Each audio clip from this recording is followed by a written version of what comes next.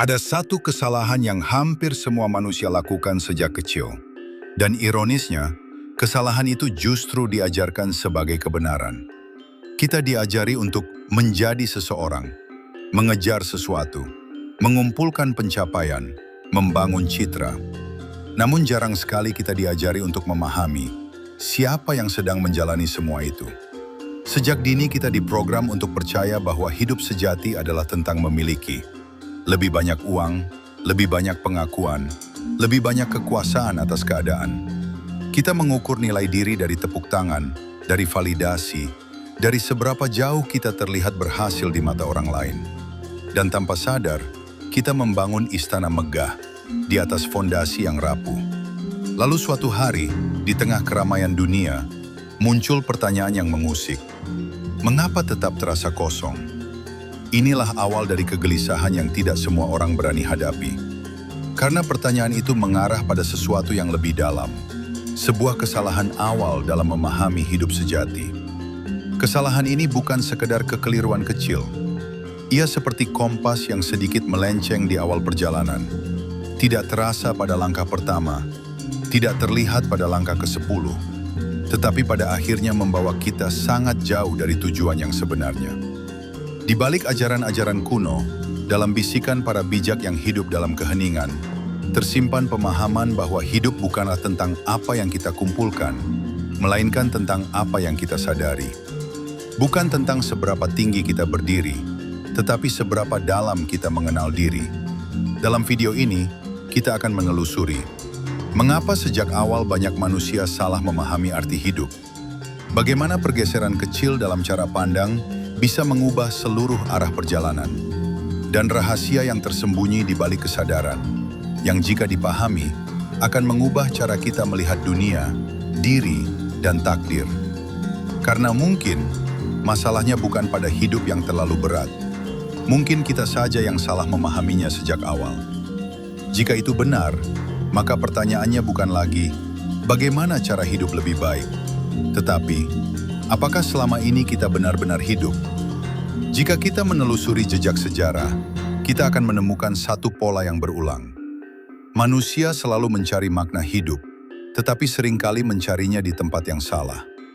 Di peradaban kuno seperti Mesir kuno, hidup tidak dipahami sekedar sebagai rentang waktu antara lahir dan mati. Mereka berbicara tentang kehidupan kedua, tentang jiwa yang harus ditimbang dengan bulu kebenaran. Simbol itu bukan hanya mitos, ia adalah pesan. Hidup sejati bukan tentang tubuh, melainkan tentang keseimbangan batin.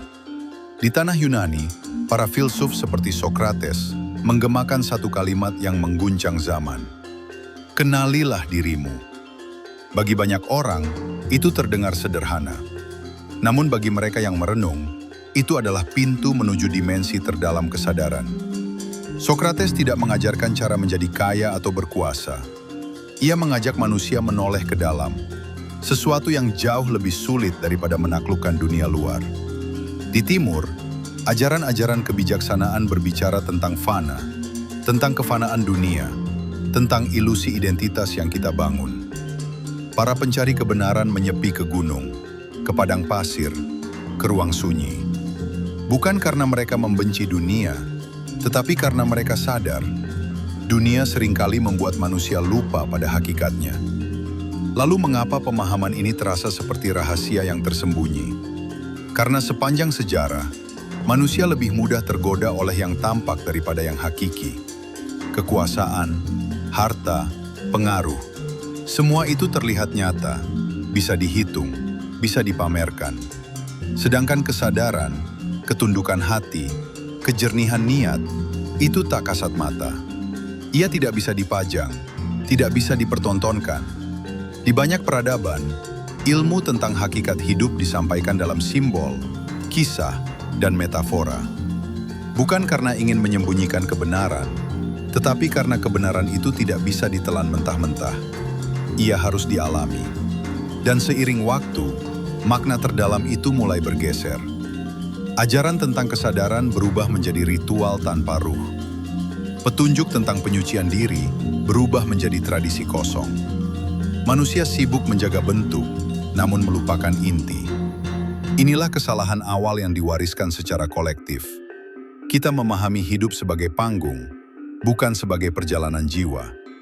Kita mengejar peran, bukan pemurnian. Kita sibuk membangun citra, namun lupa membangun batin. Padahal dalam kebijaksanaan para arif, hidup sejati bukan tentang memperluas dunia luar, melainkan menata dunia dalam. Dunia luar hanyalah pantulan. Jika batin keruh, maka seluruh realitas terasa kacau. Jika batin jernih, bahkan kesulitan pun terasa sebagai pelajaran. Namun pertanyaannya kini menjadi lebih tajam. Jika sejak awal kita salah memahami hidup, di mana tepatnya letak kesalahannya? Dan bagaimana kesalahan kecil itu membentuk seluruh arah perjalanan kita tanpa kita sadari? Kesalahan awal dalam memahami hidup sejati sebenarnya sangat halus. Begitu halus hingga hampir tak terlihat. Kita mengira hidup adalah tentang apa yang terjadi pada kita. Padahal hidup sejati lebih berkaitan dengan siapa yang menyadari semua itu. Sejak kecil kita dibentuk oleh identitas. Nama, status, keluarga, pendidikan, pencapaian. Semua itu perlahan membangun sebuah aku yang kita yakini sebagai diri kita sepenuhnya. Kita berkata, ini aku. Padahal yang kita maksud seringkali hanyalah kumpulan peran. Bayangkan seorang aktor yang terlalu lama memainkan satu karakter, hingga ia lupa siapa dirinya di luar panggung. Ia menangis sesuai naskah, marah sesuai dialog, tertawa sesuai skenario. Penonton bertepuk tangan. Tetapi ketika tirai turun, ia merasa hampa. Begitulah banyak manusia menjalani hidup. Kita menjalankan peran sebagai anak, pasangan, pekerja, pemimpin, pencari pengakuan. Kita sibuk menyempurnakan topeng. Namun jarang bertanya, siapa yang mengenakan topeng itu? Inilah kesalahan pertama. Mengira identitas luar adalah hakikat diri.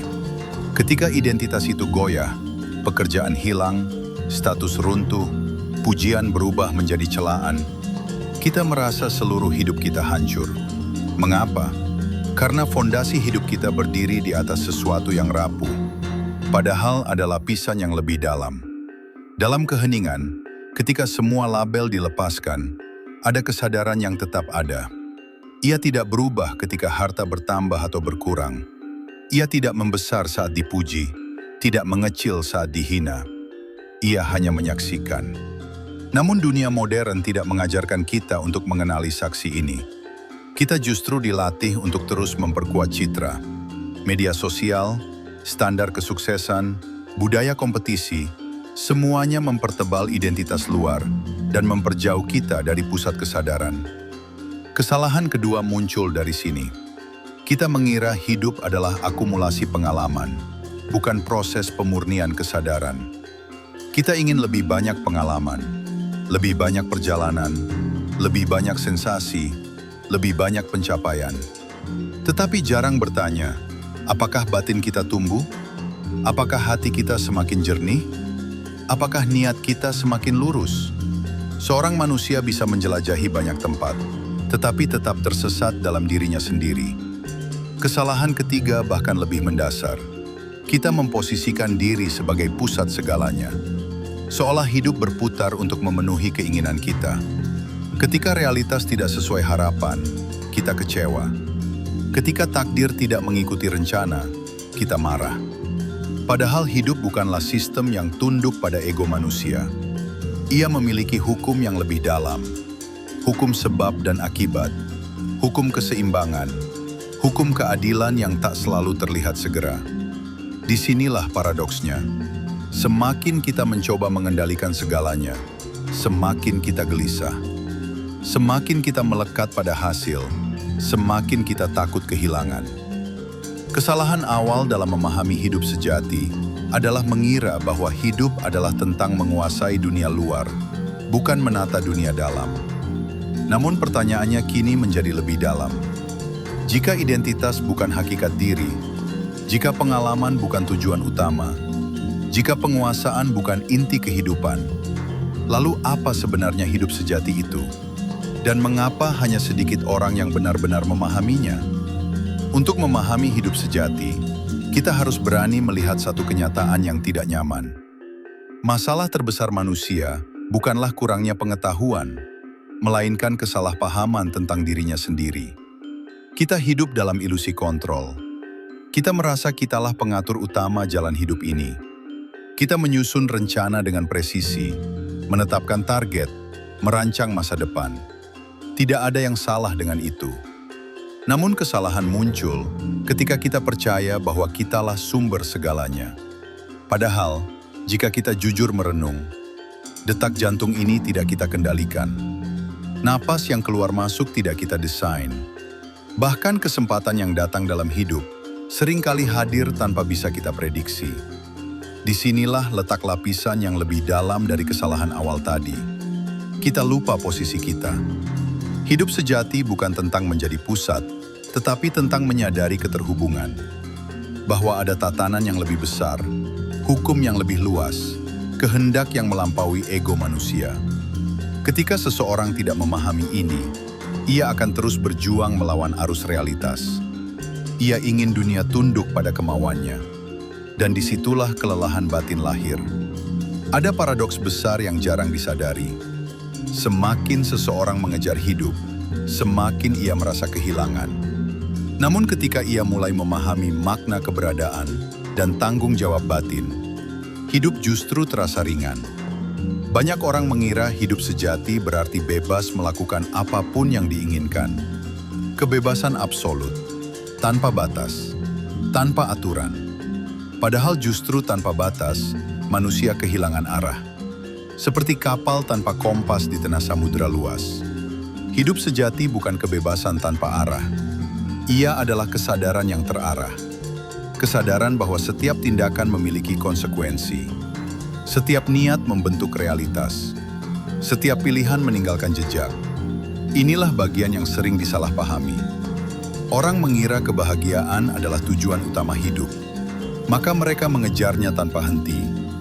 Tetapi kebahagiaan yang dikejar sebagai tujuan seringkali berubah menjadi kecemasan. Takut kehilangan, takut gagal, takut tidak cukup. Padahal kebahagiaan sejati adalah efek samping dari keselarasan. Keselarasan antara hati dan tindakan, antara niat dan perbuatan, antara keinginan dan nilai yang lebih tinggi. Ada pula mitos lain, bahwa hidup sejati harus selalu terasa damai dan tanpa ujian. Ini keliru. Justru ujianlah yang menyingkap kualitas batin seseorang. Tanpa tekanan, kita tidak pernah tahu kekuatan diri kita. Tanpa kehilangan, kita tidak pernah belajar makna syukur. Kesalahan besar lainnya adalah mengira bahwa penderitaan berarti hidup sedang tidak adil. Padahal seringkali penderitaan adalah cermin. Ia menunjukkan keterikatan kita. Ia membuka lapisan ego yang tersembunyi. Ia memaksa kita berhenti dan bertanya ulang. Hidup sejati bukanlah hidup tanpa masalah. Ia adalah hidup yang sadar makna di balik setiap peristiwa. Dan di titik inilah rahasia mulai terbuka.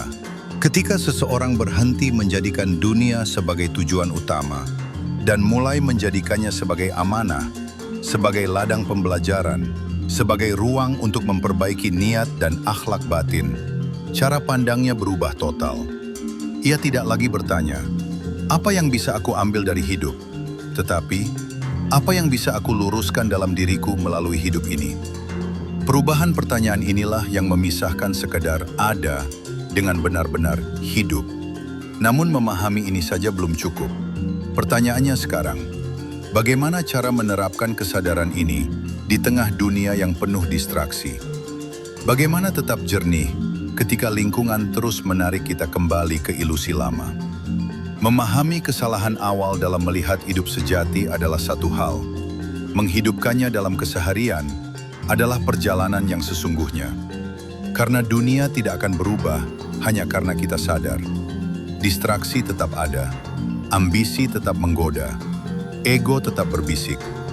Maka yang perlu berubah bukanlah dunia luar, melainkan cara kita berdiri di dalamnya.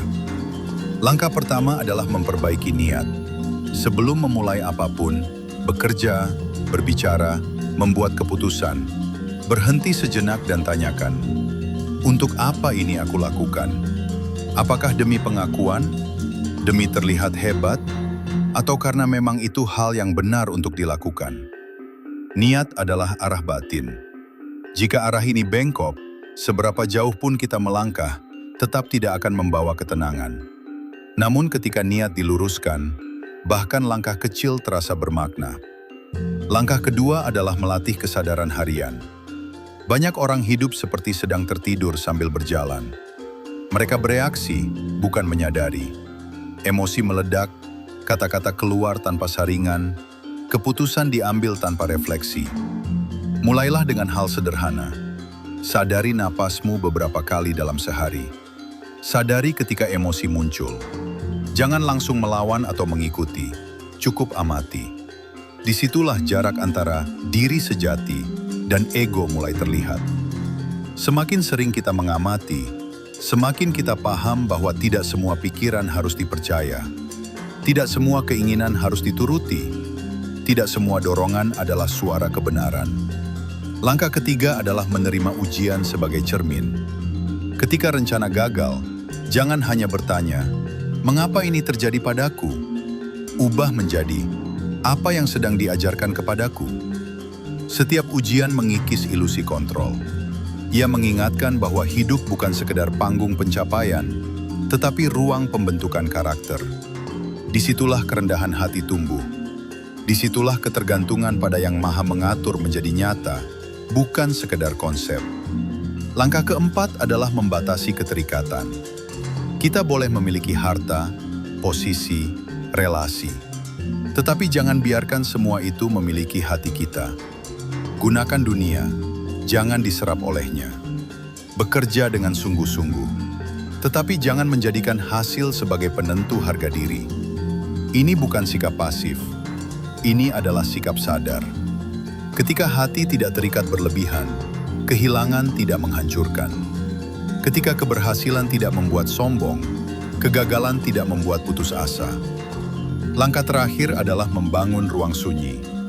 Dalam keheningan, kita menemukan ulang diri yang sering tenggelam oleh kebisingan. Luangkan waktu tanpa layar, tanpa distraksi, tanpa tuntutan dunia. Duduklah, renungkan perjalanan hidup, tinjau ulang niat, bersihkan hati dari iri, dengki, dan kesombongan halus. Perubahan besar tidak selalu dimulai dari tindakan besar. Ia sering dimulai dari kesadaran kecil yang dilakukan terus-menerus. Dan perlahan, tanpa terasa, hidup yang dulu terasa berat mulai berubah makna. Bukan karena masalah hilang, tetapi karena cara kita memandangnya berubah. Namun semua ini akan sia-sia jika tidak disertai satu hal terakhir, konsistensi. Karena hidup sejati bukan pencerahan sesaat. Ia adalah perjalanan yang diperbarui setiap hari. Pada akhirnya, kesalahan awal dalam memahami hidup sejati bukanlah kesalahan yang terlihat besar. Ia tidak terasa seperti dosa besar atau kegagalan mencolok. Ia hanya sebuah pergeseran kecil dalam cara pandang, namun cukup untuk membuat seluruh arah perjalanan melenceng jauh. Kita mengira hidup adalah tentang menjadi seseorang, padahal hidup adalah tentang menyadari siapa diri ini di hadapan kebenaran. Kita sibuk membangun citra, mengumpulkan pencapaian, mengejar validasi. Namun lupa membangun batin, meluruskan niat, dan menempatkan diri pada posisi yang benar dalam tatanan yang lebih besar. Ketika identitas runtuh, kita panik. Ketika rencana gagal, kita marah. Ketika kehilangan datang, kita merasa hidup tidak adil. Padahal mungkin, hidup sedang meluruskan kita. Hidup sejati bukan tentang menghindari ujian, tetapi tentang menyadari makna di baliknya. Bukan tentang menguasai dunia, tetapi tentang menata diri agar selaras dengan hukum yang lebih tinggi. Bukan tentang menjadi pusat, tetapi tentang menjadi hamba yang sadar, penjaga amanah, dan pembelajar yang rendah hati. Perbedaan antara sekedar ada dan benar-benar hidup terletak pada kesadaran. Seseorang bisa bernapas puluhan tahun, tetapi tidak pernah benar-benar hidup. Karena ia tidak pernah mengenal dirinya, tidak pernah meluruskan niatnya, tidak pernah menyadari untuk apa ia dihadirkan. Maka pertanyaan yang tersisa bukan lagi, sudah sejauh apa aku melangkah? Tetapi, sudahkah aku melangkah ke arah yang benar? Jika hari ini kamu mulai menyadari ada yang keliru dalam cara pandangmu terhadap hidup, mungkin itu bukan kegelisahan biasa. Mungkin itu adalah panggilan untuk kembali, untuk memperbaiki kompas sebelum perjalanan terlalu jauh.